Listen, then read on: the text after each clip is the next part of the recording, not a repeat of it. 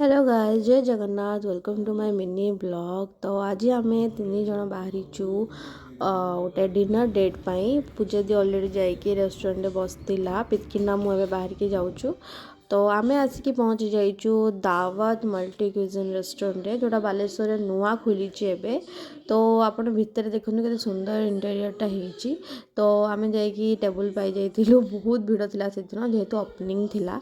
तो किना मुझे सब बस जाइए पूजा दी आ मु डिसाइड कर कौन खाइबा, कारण नुआ रेस्टोरेंट तो आम जानू केमी कौन खाया मिल।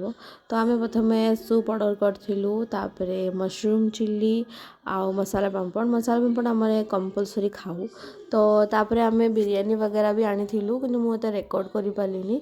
आ देखो आम थाली केमी सफा हो जाए, आम सब खाई सफा कर कारण खाଇବା सब ठीक ठाक ही थिला।